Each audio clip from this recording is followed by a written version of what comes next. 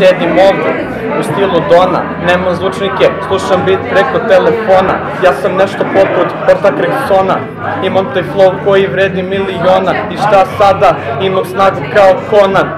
Ovaj ortak ovde stvarno nije dobar, ima da prođe kao da sam grobar. Zakopam ga 2 metra i onda ide dobar freestyle. Uvek nešto je ko kristal, kada rešim problem to je ko da gledaš 300 pre Hrista. Imam taj old school, bacim freestyle ko da New York je tu.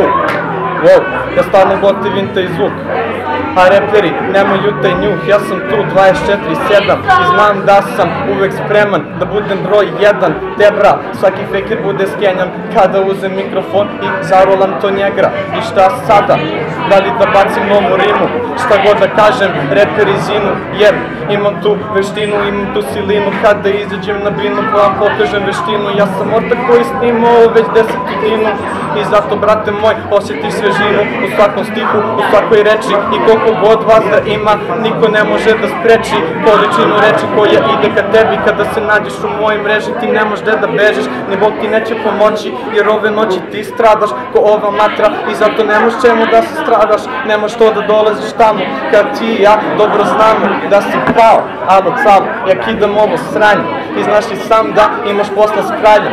Bit udaram kao maljam, onda nazdravim to sranje i šaljem ga dalje. Mogu ovako baš do sutra, 24/7 do sledeće dine. Brate moji, vi niste iz te sredine. BG, moj kraj, Hadži Popovac, palilo da sine. Pozdrav za braću sa režije, došli su tu da vide nešto svežije. Brate režije, ova mater stvarno kida i svi znaju koliko ja imam skilla.